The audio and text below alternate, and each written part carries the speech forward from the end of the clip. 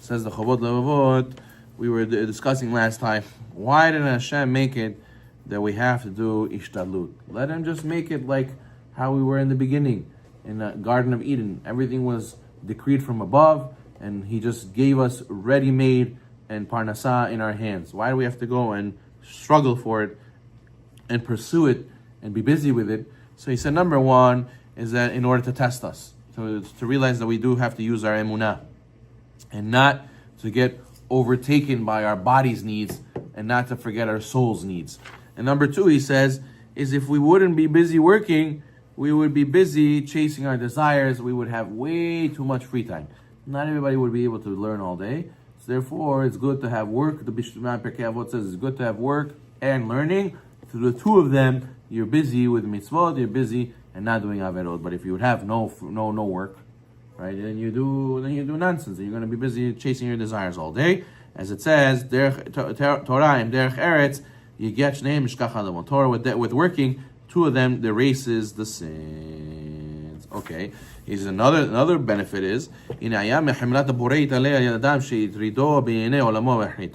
was out of compassion for man that Hashem made it that he is busy earning a living. He says and to be busy with this all his life in order that he should not fall into sin, and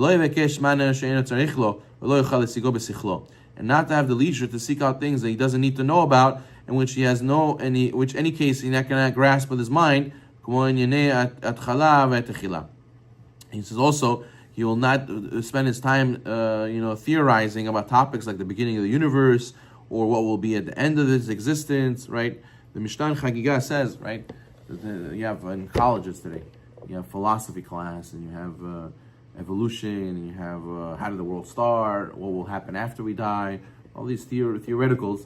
Sometimes a person can get lost. This is not so simple. There's a little debate in the Rishonim if you're allowed to study philosophy. Right? More Nevuchim that the Rambam wrote that talks about philosophy. A lot of Rabbanim were against it, and they said that this is not for everyone to read.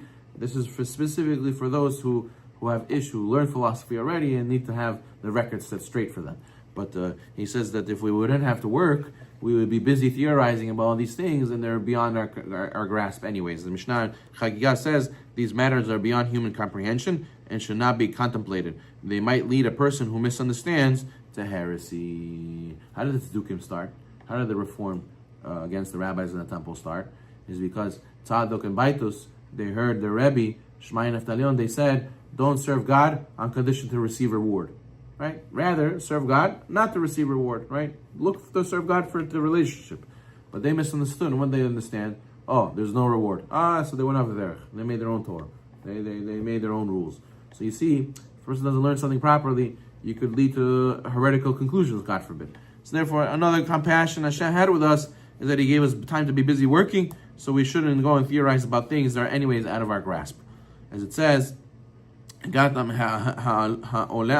Natan belibam mibli asher lo yimtza adam et maaseh asher asa Elokim mirosh ad sof.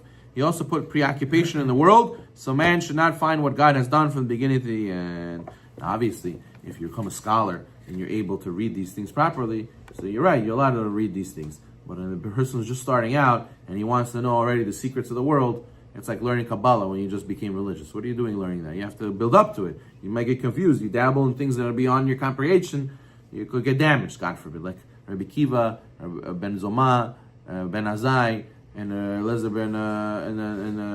and Elisha ben Avuya, they went to Pardes. They did a soul ascent, and they went to heaven. And then Rabbi Kiva came unscathed. Elisha ben Avuya went off the derech. He saw an angel over there that was in a very high place, and it looked like there was two gods. So he made a mistake, and he came back, went off the derech. Ben Azai became blind. Ben Zoma died. So you see, if you go to levels that are not for you and you skip, you might get damaged. The Zohar says if you don't have Zechut and you learn Zohar, you could become crazy. You could lose your mind. You could learn these secrets and it doesn't register well in your neshama, and you come out a little cuckoo or even very cuckoo. So a person has to have Zechut and has to build up to these secrets. You can't just dabble in these secrets right away.